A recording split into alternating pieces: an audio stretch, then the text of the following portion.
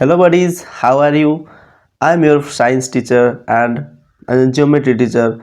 आज आम कौन पढ़ा आज आम विज्ञान 50 क्वेश्चन आम आनीचे यहाँ तुम गोटे मग बोली भाईपर प्रथम 25 क्वेश्चन तुम रमर भौतिक विज्ञान और नेक्स्ट 25 क्वेश्चन तुम कौन जीव विज्ञान तेणु सेकेंड हाफ तुमको जीव विज्ञान सार भी आसिक पढ़ेबे प्रथम आम 25 क्वेश्चन भौतिक विज्ञान देखी नवा ठीक अच्छे तेबे आम शीघ्र शीघ्र सारे यहाँ कहीं 50 क्वेश्चन भौतिक विज्ञान जीव विज्ञान कौन बेसी टाइम नवा कथा नुह कहीं किसी कैलकुलेशन ये आम कौन करने को न थाए निम्नलिखित केउं उक्तिटी आधुनिक पर्याय सारणी विषय ठीक नुहे तेज देखा ऑप्शन गुड़िक कौन दी अच्छी देख निम्नलिखित केउं उक्तिटी आधुनिक पर्याय सारणी विषय ठीक नुहे मौलिक गुड़िक स्तंभ और धाड़ी रे सज्जित होई थांती तो यहाँ तो ठीक अटे आम देखीचे पीरियोडिक टेबुल रे बहुत गुड़े कौन धाड़ी अच्छी सॉरी स्तंभ अच्छी केतोटी 18टी अच्छी धाड़ी केतोटी अच्छी आमर 7टी अच्छी तो यहाँ सठिक अच्छी एवं गोटे पर्यायर बामरु दक्षिण को गले प्रोटॉन संख्या वृद्धि हुए और यहाँ भी ठीक जेहेतु परमाणु क्रमांक वृद्धि हुए तमें निश्चित रूप से प्रोटॉन संख्या भी कौन हम वृद्धि हम तापर कौन अच्छी आधुनिक पर्याय सारणी रे सर्वमोट 19 स्तंभ अच्छी 19 अच्छी कि एवं जस्ट बिफोर मुझे कहली 18टी स्तंभ थाए तेणु यहाँ भूल हो तो यहाँ भूल गला आमर गोटे ही भूल थो ना चार्टारू 3टा ठीक थो गोटे भूल थो तो यहाँ हम सठिक आंसर हो नेक्स्ट देख मौलिक मानकर गुण से पारमाणविक वस्तुतर पर्याय फलन यह क्यों मौलिक सज्जार नियम अटे देख आम के फास्ट पढ़ते डुबेरिन तापरे न्यूलैंड तापरे मेंडेलीफ तापर शेष को पढ़ते कौन आधुनिक पर्याय सारणी तो ये जो उक्तिटा यहाँ मेंडेलीफ देता मेंडेलीफ पर्याय सारणीर यहाँ हूँ स्टेटमेंट थिला नेक्स्ट देखा केउटी डुबेरिन ट्रायड समूह नुहे केउटी डुबेरिन ट्रायड समूह नुहे डुबेरिन को केतोटी ट्रायड मिलता 3टी ट्रायड मिलता तेरे 3टा ठीक अच्छी गोटे भूल अच्छी कौटा भूल हम आमर भूल हम यहाँ नाइट्रोजेन फॉस्फोरस आर्सेनिक यहाँ से इनक्लूड नथिला नेक्स्ट देखिए आम साधारण आलोक वायु तुलन में ग्लिसेरिन प्रतिसरण कौन के 1.5 तो ये ग्लिसेरिन रे आलोकर बेग केते हम देखो सूत्र तुम जानी जदि कौन सी माध्यम आमको आलोकर बेग पचारि तो सूत्र हूँ कौन v is equal to c by n v हूँ से ही माध्यम आलोकर बेग c हूँ आलोकर शून्य बेग जहाँकि 3 लाख कौन किलोमीटर पर सेकेंड n हूँ से ही माध्यम प्रतिसरणांक तेरे सूत्र पकई आम कौन करवा आम ग्लिसेरिन रे आलोकर बेग को कैलकुलेशन करवा तो देख आमको दरकार v आउ c हूँ कि 3 × 10⁸ मीटर पर सेकेंड एवं एन देजी के 1.5 एवं जानी 1.5 रे 2 गुण देले कौन हो 3 हो तेबे 3टा कटिज के 2 रे तेबे हमको आंसर के मिलला 2 × 10⁸ मीटर पर सेकेंड ता अर्थ ग्लिसेरिन रे आलोकर बेग के 2 लाख किलोमीटर पर सेकेंड नेक्स्ट देखा केउं प्रकार दर्पण रे वस्तुर प्रतिबिंब सर्वदा आभासी एवं वस्तु ठारू छोट अटे देख मु पढ़िया समय कही आलोक को लेकिन आउ गोटे एमसीक्यू कौन डिस्कसन करी से बुझाई जो उत्तर दर्पण अच्छी ता सम्मुख यदि आम कौन सी वस्तु रखा तेबे से वस्तुर प्रतिबिंबटा सब कौन हम पोल आ फोकस मध्य सृष्टि हम एवं वस्तुर आकार ठारू वस्तुर प्रकृत आकार ठारू सर्वदा छोट हम एवं प्रकृति कौन अटे आभासी मान दर्पण पछपटे एवं सड़क सृष्टि हम तार सठिक आंसर कौन हो ऑप्शन ख जहाँकि उत्तल दर्पण परवर्ती क्वेश्चन देखा गोटे अवतल लेंस फोकस दूरता के 25 सेंटीमीटर ताहा सह केते पावर लेंस सम्मिलित कले पावर आमर +2 हो प्रथम तो जेहेतु यह एक अवतल लेंस तो आम जाने अवतल लेंस पावर नेगेटिव होता है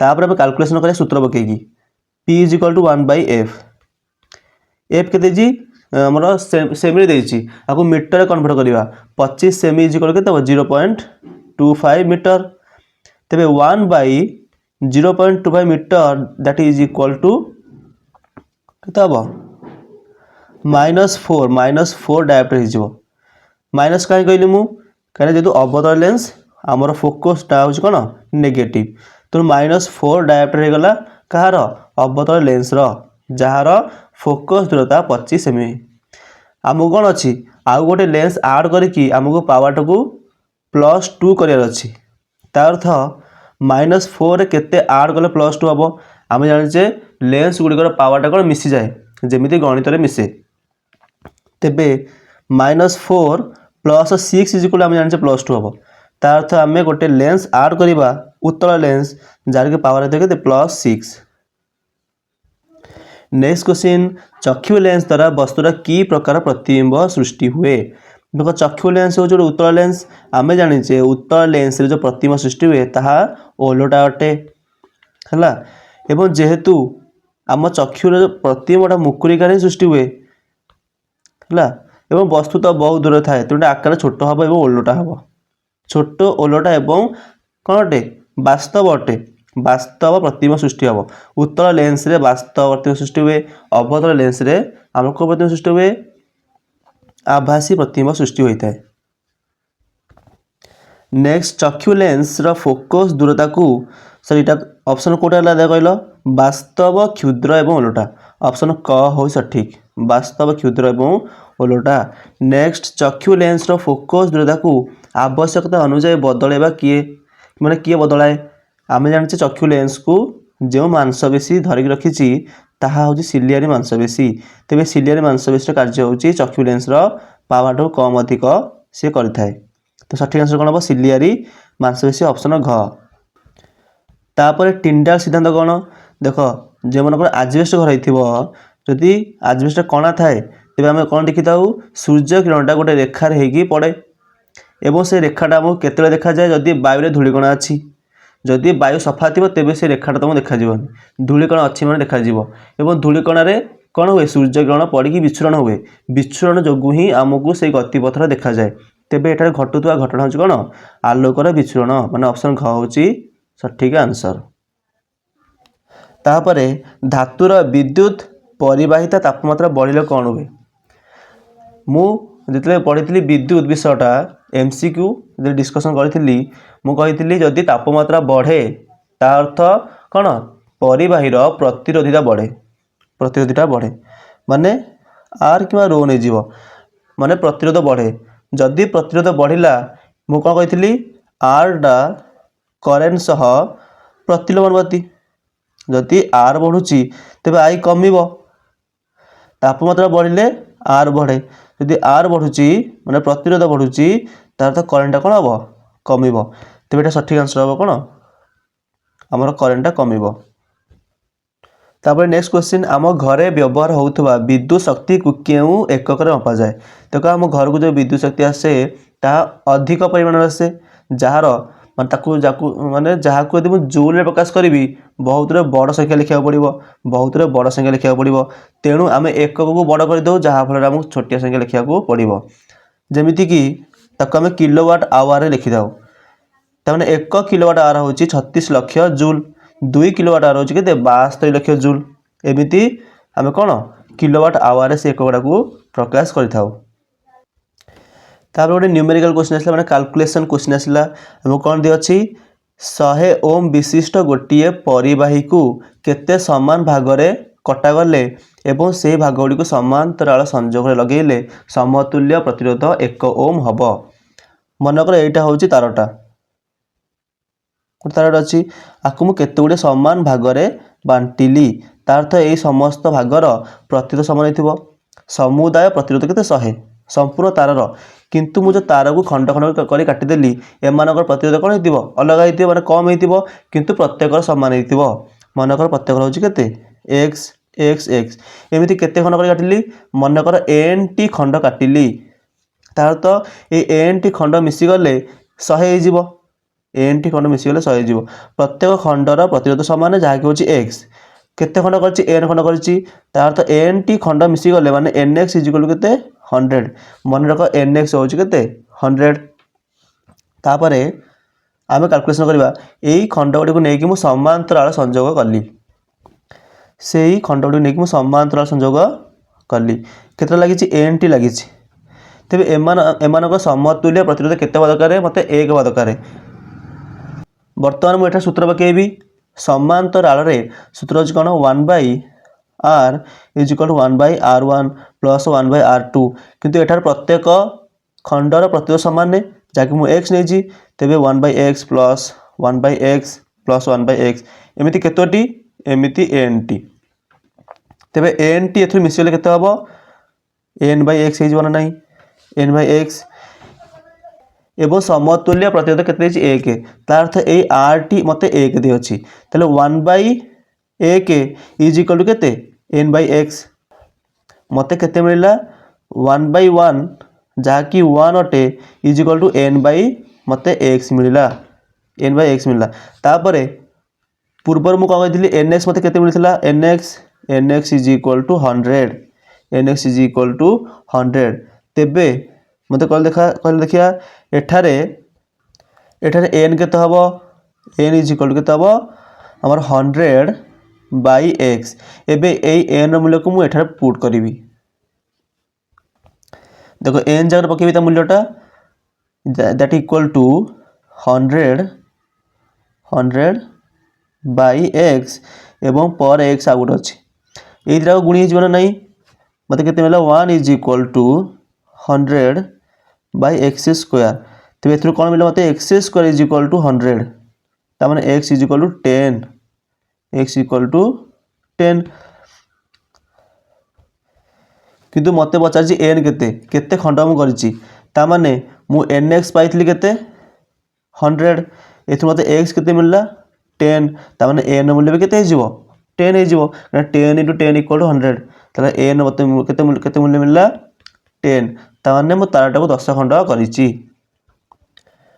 परवर्ती क्वेश्चन निम्नोक्त उक्ति मध्य केउटी ठीक दुईटी चुंबक क्षेत्र को लेकिन देखो निरपेक्ष बिंदु रे छेद करती देखो छेद तो आदौ करेंगे ना जोड़े छेद कर शब्द आसला ता अर्थ यहाँ भूल कहीं दुईटी चुंबक रेखा केवे भी परस्पर छेद करती ना तेज ऑप्शन ग रे ही देछि छेद करती ना बाकी तीन टाइम कौन देखुची छेद करने को कही तार छेद करेंगे ऑप्शन ग हो सठिक नेक्स्ट देखो प्रेरित विद्युत प्रवाह कहले कौन बुझ प्रेरित विद्युत प्रवाह माने बिना सेल रे बिना बैटरी रे आमे केमिति विद्युत बाहर करिबा जहाँकि केमिति हुए ताकि चुंबकीय क्षेत्र को व्यवहार करिकी चुंबक क्षेत्र और तत्संलग्न तार कुंडली रे आपेक्षिक गति करी गोटे तार कुंडली थिबो ता एपट सेपट देकी गोटे चुंबक को आमे कोन करिया एंदी गति करेबा ता माने एई तार रे विद्युत प्रवाह ऑटोमेटिकली सृष्टि हबो जहाँ आम इंड्यूस्ड करंट कहचे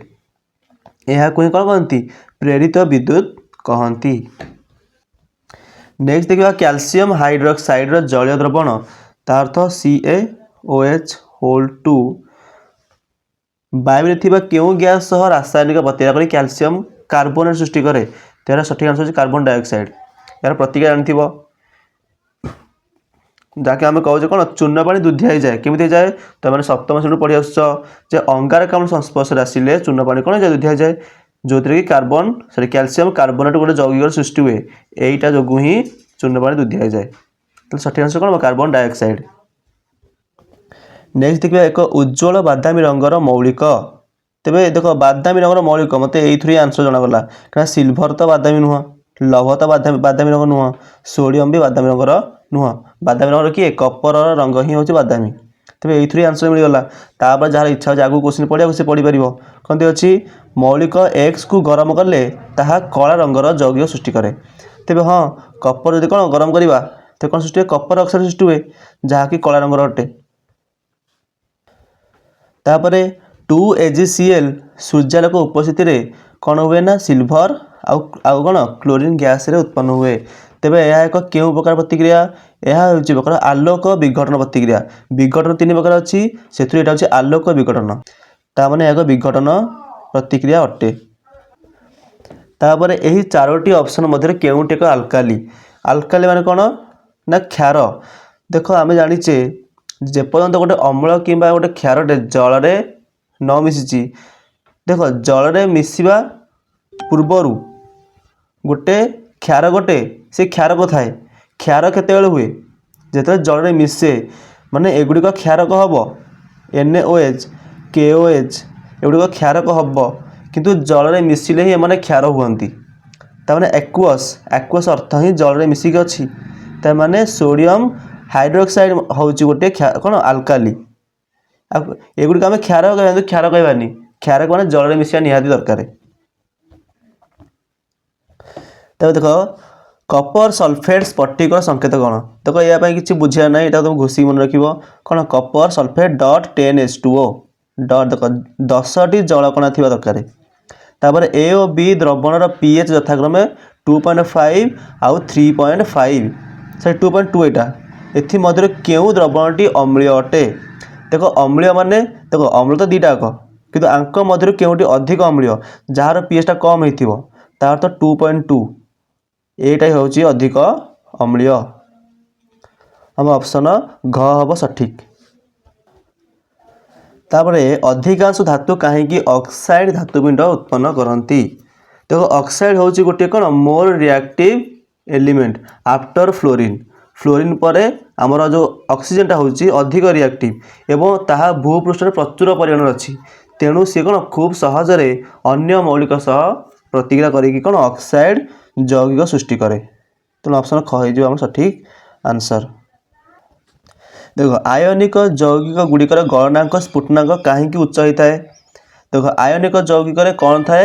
ଆୟନିକ ବନ୍ଧ ଥାଏ। ଏବଂ ଆମେ ଜାଣିଛେ ଆୟନିକ ବନ୍ଧଟା ବହୁତ ଷ୍ଟ୍ରଙ୍ଗ, ମାନେ ଆୟନ ମଧ୍ୟରେ ଯେଉଁ ଆଟ୍ରାକ୍ସନଟା ଯେଉଁ ଆକର୍ଷଣଟା ବହୁତ ଅଧିକ, ତେଣୁ ସେମାନେ ସହଜରେ ଭାଙ୍ଗନ୍ତି ନାହିଁ। ତେଣୁ ଆୟନିକ ଯୌଗିକ ଗୁଡ଼ିକର ଗଳନାଙ୍କ ସ୍ଫୁଟନାଙ୍କ କ'ଣ ସେଥିପାଇଁ ବହୁତ ଅଧିକ ହୋଇଥାଏ। ଶକ୍ତ ଆନ୍ସର କ'ଣ ହେବ? ଶକ୍ତ ଅନ୍ତଃ ଆୟନିକ ଆକର୍ଷଣ ଥିବାରୁ। ଏବେ ଆମର ଶେଷ 3ଟି କ୍ୱେଶ୍ଚିନ୍ ରହିଲା, ଆକୁ ଆମେ କ'ଣ ଯଥାଶୀଘ୍ର ସାରିଦେବା। କାର୍ବନର କେଉଁ ଲକ୍ଷଣ ଗୁଡ଼ିକ ଜୈବ ଯୌଗିକ ତିଆରି କରିବାରେ ସହାୟକ ହୋଇଥାଏ? ଦେଖ ଆମେ ଜାଣିଛେ ଚତୁର୍ଥ ସଂଯୋଗ ଗୋଟେ ଗୁଣ ହେବ କାର୍ଟିନେସନ୍ ହେବ, କିନ୍ତୁ ଆମେ ଏଇଟା ପଢ଼ିନେ। ମାନେ କାର୍ବନ ଅଣୁଗୁଡ଼ିକ କୁପରିବାହୀ ସବୁବେଳେ ନୁହଁ, ସୁପରିବାହୀ ବି ଅଛନ୍ତି। ଯେମିତି କ'ଣ କ୍ୟାଲସିୟମ କାର୍ବୋନେଟ୍ CaCO3, ଏଥିରେ କାର୍ବନ ଅଛି ଏବଂ ଏହା ଏକ ଆୟନିକ ଯୌଗିକ, ଇଏ ସୁପରିବାହୀ ଅଟେ। ତେଣୁ କେବଳ 1, 2 ହିଁ ଠିକ୍ ହେବ। ପ୍ରୋପେନ୍ ଅଣୁରେ କେତୋଟି ସହସଂଯୋଜ୍ୟ ବନ୍ଧ ଅଛି?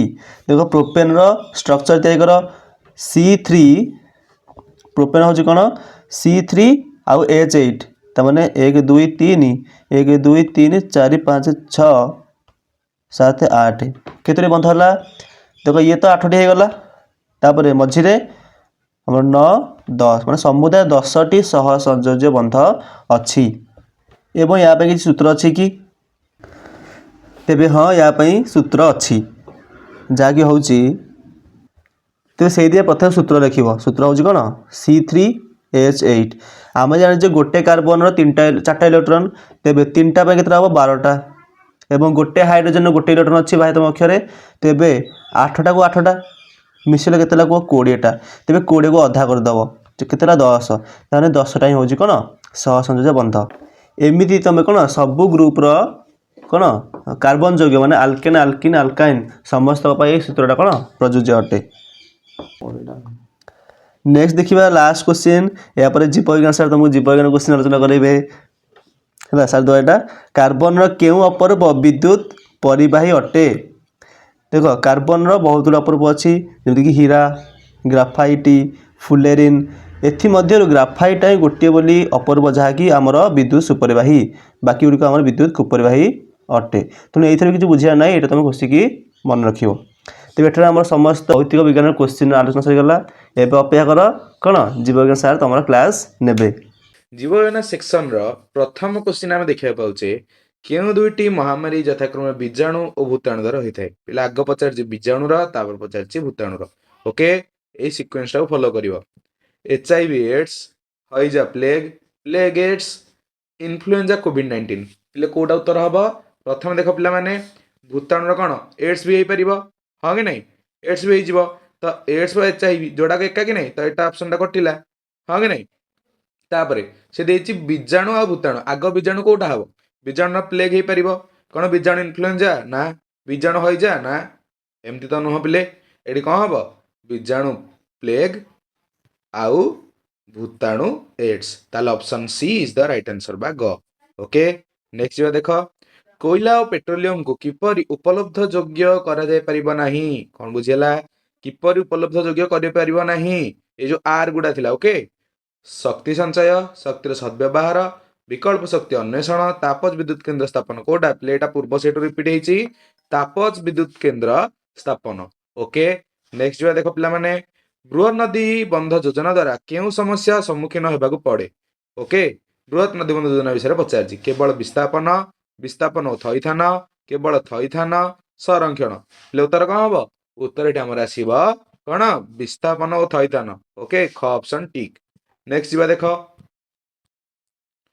କାହା ଦ୍ୱାରା ଜଳ ସଂରକ୍ଷଣ ସହ ଭୂତଳ ଜଳର ପରିମାଣ ବଢାଇ ପାରିବ ଜଳଛାୟା ପରିଚାଳନା ଉଠା ଜଳସେଚନ ପୁନଶ୍ଚକ୍ରଣ ଜାତୀୟ ଜଙ୍ଗଲ ନୀତି ଓକେ ଚାରିଟା ଅପସନ ପଢି ସାରିଲ କୋଉଟା ସଠିକ ଉତ୍ତର ଭାବୁଛ କୋଉଟା ହବ ସଠିକ ଉତ୍ତର ଆମ ସଠିକ ଉତ୍ତର ଆସିବ ଜଳଛାୟା ପରିଚାଳନା ଓକେ ନେକ୍ସଟ ଯିବା ଏଇଟା ପ୍ଲେ ରିପିଟ ହେଇଥିଲା 29 ନମ୍ବରଟା 30 ଦେଖ କେଉଁ ଉପାଦାନ ମାନଙ୍କ ମଧ୍ୟରେ ସମସ୍ଥିତି ଯୋଗୁଁ ପରିସଂସ୍ଥା ସକ୍ରିୟ ହୋଇଥାଏ ଓକେ କେଉଁ ଉତ୍ପାଦନ ମାନଙ୍କ ମଧ୍ୟରେ ଓକେ ଦେଖ ଉତ୍ପାଦକ ଭକ୍ଷକ ଅପଘଟକ କେବଳ ଅଜୈବ ପଦାର୍ଥ ଉତ୍ପାଦକ ଭକ୍ଷକ ଅପଘଟକ ଅଜୈବ ପଦାର୍ଥ ହେଲେ ସମସ୍ତେ ଦେଇଛି ଲାଷ୍ଟ ଅପସନଟାରେ ତାହେଲେ ମୋଷ୍ଟ କରେକ୍ଟ ଆନ୍ସର କୋଉଟା ହବ ଏଠି ଅପସନ ଘ ବୁଝିହେଲା ପିଲାମାନେ ତାହେଲେ 30 ର ଘ ବା ଡି ବି କହିପାରିବ ଓକେ ନେକ୍ସଟ ଦେଖ କେଉଁଠି ପୋଷକ ଚକ୍ରର ମୁଖ୍ୟ ବିଭାଗ ଅଟେ ବୁଝିଲା ଟିକେ ବ୍ୟାକଗ୍ରାଉଣ୍ଡ ନଏଜକୁ ପିଲେ ଇଗ୍ନୋର କରିବ ହଁ କେଉଁଠି ପୋଷକ ଚକ୍ରର ମୁଖ୍ୟ ବିଭାଗ ଅଟେ ବାୟୁମଣ୍ଡଳ ଜଳମଣ୍ଡଳ ଜୀବ ଶରୀର ପରିବେଶ ଉତ୍ପାଦକ ଭକ୍ଷକ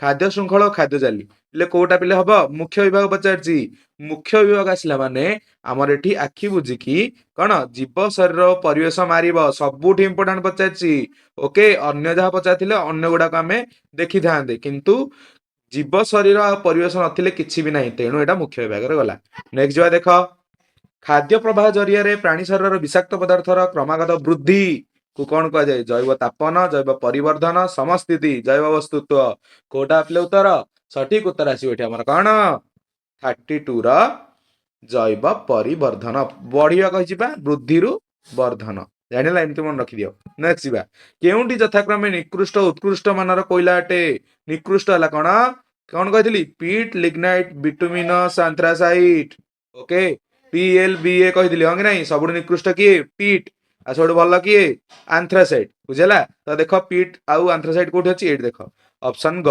ପିଟ୍ ଆଉ ଆନ୍ଥ୍ରାସାଇଟ୍ ବୁଝିଲା ଏଇ ସିକ୍ୱେନ୍ସ ରଖିବା ଦେଖ ଆନ୍ଥ୍ରାସାଇଟ୍ ପିଟ୍ ବି ଅଛି କିନ୍ତୁ ଏଇଟା ଆମର ହବନି ଯୋଉ ସିକ୍ୱେନ୍ସରେ ପ୍ରଶ୍ନ ପଚାରିବ ସେଇ ସିକ୍ୱେନ୍ସରେ ଆମକୁ ଉତ୍ତର ଦେବାକୁ ବାଧ୍ୟ ଜାଣି ହେଲା ପିଲାମାନେ ସେଇ ଅନୁସାରେ ତମେ ସବୁ ଉତ୍ତର ଦବ ନେକ୍ସଟ ଦେଖ ପିଲାମାନେ ନାଭିକୀୟ ବିଦ୍ୟୁତ ଶକ୍ତି ଉତ୍ପାଦନ କେନ୍ଦ୍ର ଦୃଷ୍ଟିରୁ କେଉଁଟି ଠିକ ନୁହେଁ ନାଭିକୀୟ ବିଦ୍ୟୁତ ଶକ୍ତି ପଚାରିଛି ତାରାପୁର ମହାରାଷ୍ଟ୍ର କାକରାପୁର କର୍ଣ୍ଣାଟକ ରାଣା ପ୍ରତାପ ସାଗର ତାମିଲନାଡୁ ନାରୋରା ଉତ୍ତରପ୍ରଦେଶ କୋଉଟା ପିଲେ ଠିକ ଉତ୍ତର ଆମର ସଠିକ ଉତ୍ତର ଆସିବ ଏଠି କାକରାପୁର କର୍ଣ୍ଣାଟକ ପିଲେ ଏଇଟା ୟା ସାଙ୍ଗରେ କନେକ୍ଟେଡ ହଉନି ବୁଝିହେଲା ନେକ୍ସଟ ଯିବା ଦେଖ 1 ଇଭି କେତେ ଜୁଲ ଅଟେ 1 ଇଭି କେତେ ଲାଇଭରେ କରିଥିଲି ପିଲାଙ୍କୁ 1.602 into 10 to the power minus 19 ବୁଝିହେଲା ପିଲାମାନେ କେବେ ବି ଭୁଲରେ -19 ଜାଗାରେ +19 ମାରିବନି okay 1.602 into 10 to the power minus 19 ତାହେଲେ ଖଇଜ ରାଇଟ ଆନ୍ସର ନେକ୍ସଟ ଯିବା କେଉଁମାନେ ଜଙ୍ଗଲ ସମ୍ପଦର ମୁଖ୍ୟ ଅଂଶୀଦାର ନୁହନ୍ତି ଓକେ ପଚାରିଛି ନୁହନ୍ତି ଆଉ ଥରେ ମୁଁ କହିଦଉଛି ଅଂଶୀଦାର ନୁହନ୍ତି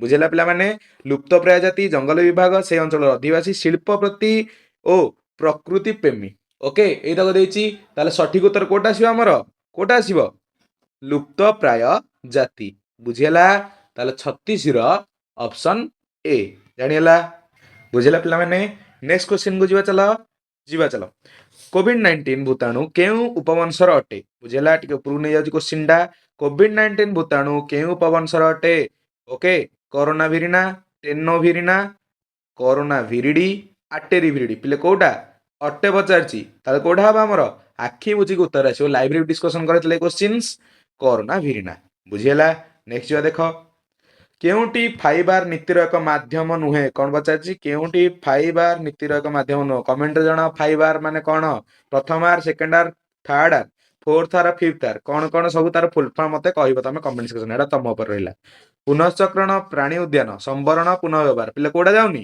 ଆଖି ବୁଝିକି ଉତ୍ତର ମାରିବ କ'ଣ ପ୍ରାଣୀ ଉଦ୍ୟାନ ଜାଣିହେଲା ବ୍ୟାକଗ୍ରାଉଣ୍ଡ ପିଲେ କାମ ଚାଲିଛି, ଟିକେ ଇଗ୍ନୋର ମାର ତାକୁ। କେଉଁମାନେ ଅମର ଜିନିୟ ଭଣ୍ଡାର ଅଟନ୍ତି? କଣ? କେଉଁମାନେ ଅମର ଜିନିୟ ଭଣ୍ଡାର ଅଟନ୍ତି? ବୁଝିହେଲା?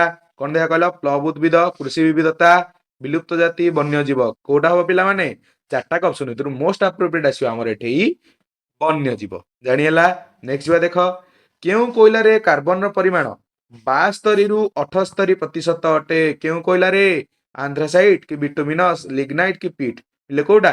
ଏଟା ମଝି ମଝିରେ ଆସିଛି, ତ ଏଥିରୁ ବିଟୁମିନସ୍ ନ ଲିଗ୍ନାଇଟ୍ ହବ, ହଁ କି ନାଇଁ? ତାହେଲେ କୋଉଟା ହବ ସଠିକ ଉତ୍ତର? ଏଇଠି ପିଲା କନଫ୍ୟୁଜ ହେଇଯାନ୍ତି। ଏଠି ସଠିକ ଉତ୍ତର ଆସିବ କଣ? ଲିଗ୍ନାଇଟ୍। ଜାଣିହେଲା? ନେକ୍ସଟ ଯିବା ଦେଖ। ପରିସଂସ୍ଥାରେ କେଉଁମାନେ ଉତ୍ପାଦକ ଅଟନ୍ତି? ପିଲେ ଉତ୍ପାଦକ ମାନେ ଆଖି ବୁଝିକି ଦେଖିଦେବ। କୋଉଠିକି କୋଉଠିକି କୋଉଠିକି କୋଉଠିକି? ସବୁଜ ଉଦ୍ଭିଦକୁ। ଜାଣିହେଲା? ନେକ୍ସଟ ଯିବା ଦେଖ। ଭାରତର କେଉଁ ରାଜ୍ୟରେ ଭୂତାପଜ ଶକ୍ତିକୁ ଉପଯୋଗ କରାଯାଉଛି? ଭୂତାପଜ ଶକ୍ତି କେଉଁ ରାଜ୍ୟ ଉପଯୋଗ କରାଯାଉଛି? ଓକେ, ବିହାର, ମଧ୍ୟପ୍ରଦେଶ, ରାଜସ୍ଥାନ, କର୍ଣ୍ଣାଟକ। ପିଲେ କୋଉଟା ହବ? ସଠିକ ଉତ୍ତର ଏଠି ଆସିବ ଆମର ମଧ୍ୟପ୍ରଦେଶ। ଜାଣିହେଲା? ନେକ୍ସଟ ଯିବା ଦେଖ ପିଲାମାନେ।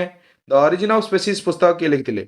Okay, the origin of species ଗୋଟେ ଫେମସ ବୁକ୍। ଏଟା କିଏ ଲେଖିଥିଲେ? ଡାରୱିନ୍ କି ହାଲ୍ଡେନ୍ କି ଲାମାର୍କ କି ମେଣ୍ଡେଲ? କିଏ ଲେଖିଥିଲେ ପିଲାମାନେ? ଏଠି ସଠିକ ଉତ୍ତର ଆସିବ, ସମସ୍ତେ ମନେ ରଖ, ଏଠି ସଠିକ ଉତ୍ତର ଆସିବ ଡାରୱିନ୍। ଜାଣିହେଲା? ନେକ୍ସଟ ଯିବା ଦେଖ ପିଲାମାନେ। ମଣିଷର ପରିପକ୍ୱ ଡିମାଣ୍ଡରେ କେତୋଟି ଅଟୋଜୋମ୍ ଥାଏ? ପିଲେ ଏଇଟା ବି ମୁଁ କାଲି ଲାଇଭରେ ପଚାରିଥିଲି, କିନ୍ତୁ ପିଲା କଣ କଲେ? ଟିକେ ତରବର ହେଇକି ଭୁଲ ଆନ୍ସର ଦେଲେ। ଦେଖ ପିଲେ 44 ଦେଇଛି, 11 ଦେଇଛି, 23 ଦେଇଛି, 22 ଦେଇଛି। ଏଠି ପଚାରିଛି ଅଟୋଜୋମ୍, ସମସ୍ତେ ଭଲରେ ମନେ ରଖ। ଏଠି ଦେଇଛି ଅଟୋଜୋମ୍, ଭାବନି ଟୋଟାଲ କ୍ରୋମୋଜୋମ୍ ବିଷୟରେ ପଚାରିଛି ବୋଲି। ଅଟୋଜୋମ୍, ଅଟୋଜୋମ୍ ମାନେ 22 ଯୋଡା। ତାହେଲେ last option is the right answer. କେହି ବି 23 ମାରିବନି। ଓକେ, ଅଟୋଜୋମ୍ ପଚାରିଛି, ଏଠି ଭଲରେ ଦେଖ। ନେକ୍ସଟ ଦେଖ। ସ୍ମଲ୍ ଆର୍ ସ୍ମଲ୍ ୱାଇ କେଉଁ ଗୁଣକୁ ବୁଝାଇଥାଏ? ଓକେ, ସ୍ମଲ୍ ଆର୍ ସ୍ମଲ୍ ଆର୍ ସ୍ମଲ୍ ୱାଇ କଣ ଅଛି? ଗୋଲ ଶାଗୁଆ, ଖଦଡା ଶାଗୁଆ, ଖଦଡା ଜଳଦଶା, ଗୋଲ ହଳଦିଆ। ପିଲେ କୋଉଟା ହବ ଏଇଟା? ଏଇଟା ଆମର ଆସିବ କଣ? ଖଦଡା ଆଉ ଶାଗୁଆ, ହଁ କି ନାଇଁ ପିଲାମାନେ? ତାହେଲେ ଏଇଟା ଆମର ରାଇଟ ଆନ୍ସର ହେଇଯିବ। ନେକ୍ସଟ ଯିବା ଦେଖ। କେଉଁଟି ଫଳିକାର ଅଂଶ ଅଟେ? କଣ? କେଉଁଟି ଫଳିକାର ଅଂଶ ଅଟେ? ବୁଝିହେଲା? ଗର୍ଭାଶୟ, ଗର୍ଭଦଣ୍ଡ, ଗର୍ଭଶୀର୍ଷ, ଉପରୋକ୍ତ ସମସ୍ତ। କଣ ପିଲେ? ଫଳିକାଟା କାହାକୁ କାହାକୁ ନେଇ ଗଠିତ ହୋଇଥିଲା? ମନେ ଅଛି? ଆରେ ମନେ ଅଛି କି ନାଇଁ? ଆମର ଗର୍ଭାଶୟକୁ, ଗର୍ଭଦଣ୍ଡକୁ ଆଉ ଗର୍ଭଶୀର୍ଷ ତିନିଟାକୁ ନେଇକି ଆମର ଫଳିକା ଗଠିତ ହୋଇଥିଲା। ତେଣୁ ଉପରୋକ୍ତ ସମସ୍ତ is the right answer. Next ଯିବା ଦେଖ। କେଉଁଟି ପରଶିରାଗତ ପରୀକ୍ଷାଗାର ପରୀକ୍ଷଣ ନୁହଁ? କଣ? କେଉଁଟି ପରଶିରାଗତ ପରୀକ୍ଷାଗାର ପରୀକ୍ଷଣ ନୁହଁ? ମାନେ ଲାବୋରେଟୋରୀ ଟେଷ୍ଟ ନୁହଁ। ଦେଖ, ELISA, ELFA, RITA, rapid HIV test. Okay, ଏଇ ତିନିଟାକର ଆଉ ଏଟାର ଚାରିଟାକର ଫୁଲ ଫର୍ମ ତମେ କମେଣ୍ଟ ବକ୍ସରେ ଜଣାଅ। ଓକେ, ଏଟା ବି ଡିସ୍କସନ କରିଥିଲି ଲାଇଭରେ, ପୂର୍ବ ଲାଇଭରେ। ଓକେ, ଏଲିସା ପିଲେ ଦେଖ, ଏଟା ଗୋଟେ ଲାବୋରେଟୋରୀ ଟେଷ୍ଟ, ଏଟା କଟିଲା। ଏଲଫା ବି ଗୋଟେ ଲାବୋରେଟୋରୀ ଟେଷ୍ଟ, ଆଉ ରିଟା ବି। ଏଇ ତିନିଟା କଟିଲେ। ଲାଷ୍ଟକୁ କିଏ ରହିଲା? Rapid HIV test. ଏଇଟା ଗୋଟେ ସ୍କ୍ରିନିଂ, ଗୋଟେ କଣ କହନ୍ତି ସ୍କ୍ରିନିଂ ଇଫେକ୍ଟଟା ହେଲା। ଏଇଟା ଗୋଟେ ପରୀକ୍ଷାଗାର ପରୀକ୍ଷଣ ନୁହେଁ। ଓକେ, ତାହେଲେ ଏଠି ଆମର ସଠିକ ଉତ୍ତର ଆସିବ rapid HIV test. Okay, next ଦେଖ। ଏଡ୍ସ ର ଖଳନାୟକ କିଏ? ଗୋଟେ ପପୁଲାର ରୋଗ ଏଡ୍ସ ନା। ଓକେ, ଏଇ ଏଡ୍ସ ର ଫୁଲ ଫର୍ମ କଣ? Acquired immunodeficiency syndrome. Okay, so HIV କରୁଥିଲା, ସେ HIV ଟା ଗୋଟେ କଣ ଏଠି ଏହା ପଚାରିଛି। ଜାଣିହେଲା? ବୀଜାଣୁ କି ଭୂତାଣୁ କି ଶୈବାଳ କି କବକ? କୋଉଟା ହବ ପିଲାମାନେ ଉତ୍ତର? ଏଇଟା ଆମର ଏଡ୍ସ ଟା ଯେତେବେଳେ ସବୁ ମାରାତ୍ମକ ରୋଗ ପ୍ରାୟ ଭୂତାଣୁ ଦ୍ୱାରା ହୁଏ। ତ ଏଠି ଖ ହେଲା ସଠିକ ଉତ୍ତର। ଜାଣିହେଲା ପିଲେ? ନେକ୍ସଟ ଯିବା ଦେଖ। କେଉଁ ରୋଗରେ ମୃତ୍ୟୁକୁ କଳା ମୃତ୍ୟୁ କୁହାଯାଏ? ଏଠି ପିଲା ବହୁତ କନଫ୍ୟୁଜ ହୁଅନ୍ତି। କଳା ମୃତ୍ୟୁ କେଉଁ ରୋଗର ମୃତ୍ୟୁ କୁହାଯାଏ? ଆରେ କେଉଁ ରୋଗର? HIV ଏଡ୍ସ ନା ଭୁଲ। ଇନଫ୍ଲୁଏଞ୍ଜା ନା ଭୁଲ। ହଇଜା ନା। ଉତ୍ତର ଆସିବ ପ୍ଲେଗ ରୋଗ। ଜାଣିହେଲା? ମନେ ରଖ, ସମସ୍ତେ HIV ଏଡ୍ସ ଭାବୁଥିବ, କିନ୍ତୁ ପ୍ଲେଗ ରୋଗ ହେଲା କଳା ମୃତ୍ୟୁ। ଜାଣିହେଲା ପିଲେ? ନେକ୍ସଟ ଯିବା ଦେଖ। କେଉଁଟି ଶୁକ୍ରାଣୁର ଅଂଶ ନୁହଁ? ଏଟା ପିଲେ ଲାଷ୍ଟ କ୍ୱେଶ୍ଚିନ୍। କେଉଁଟି ଶୁକ୍ରାଣୁର ଅଂଶ ନୁହଁ? ଶୁକ୍ରାଣୁ ଡ୍ର କରିଦଉଛି ମୁଁ ଏଠି। ଓକେ, ଶୁକ୍ରାଣୁର ଅଂଶ ନୁହଁ କୋଉଟା ଦେଖ। ଓକେ, ଦେଖ ଅପସନରେ କଣ ଦେଇଛି? ଏକ୍ରୋଜୋମ, ଏଟା କ୍ରୋଜୋମ ଦେଇଛି। ଏକ୍ରୋଜୋମ, ଟେଲ, ସେଣ୍ଟିଜୋଲ, କରୋନା ରେଡିଏଟା। ଏଟା ସେଣ୍ଟ୍ରିଓଲ ହବା କଥା ଆଉ କଣ। ହଁ, ଚାରିଟାକ ଦେଖିଦିଅ, କୋଉଟା ହବ? ଆମର ମୁଁ ତମକୁ ବତେଇଲି ଶୁକ୍ରାଣୁଟା ଦେଖିବା କିପରି।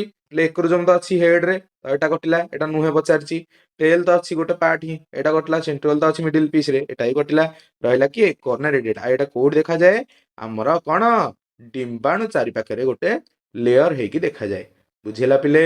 ଆଉ ଜାଣି ହେଲା? ତାହେଲେ ଏଥିସହିତ ଆମେ ସମସ୍ତ କ୍ୱେଶ୍ଚିନ୍ ସକ୍ସେସଫୁଲି ବହୁତ କମ ସମୟରେ ଆଉ ପୁରା କନସେପ୍ଟ କ୍ଲାରିଟି ସହିତ ଆମେ କଭର କରିଦେଲେ। ଆଉ ମୁଁ ଆଶା କରେ ଆଜିର ସେସନ୍ ତମକୁ ବହୁତ ଭଲ ଲାଗିଥିବ। ଆଉ ଯଦି ସେସନ୍ଟି ଭଲ ଲାଗିଛି ତାହେଲେ ସେସନ୍ଟିକୁ ନିହାତି ଲାଇକ୍ କରିନିଅ। ଆଉ ଏମିତି ଅମେଜିଂ କମ୍ବାଇନ୍ଡ ସିରିଜ୍ ପାଇଁ ଆମ ଚ୍ୟାନେଲକୁ ସବସ୍କ୍ରାଇବ୍ କରିବା ଜମାରୁ ଭୁଲ ନାହିଁ। ହଁ, ଏଇ ଭିଡ଼ିଓ ଗୁଡ଼ା ସବୁ ତମ ସାଙ୍ଗମାନଙ୍କ ପାଇଁ ବି ବହୁତ ଇମ୍ପୋର୍ଟାଣ୍ଟ, ତେଣୁ ସେମାନଙ୍କୁ ଟିକେ ସେୟାର କରିଦିଅ। ତାହେଲେ ରହିଲି ପିଲାମାନେ, ଦେଖା ହବା ନେକ୍ସଟ ଭିଡ଼ିଓରେ ଆଉ ଗୋଟେ ମୋ ସହିତ। ତବ୍ ତକ୍ କେ ଲିଏ ବାय ବାय।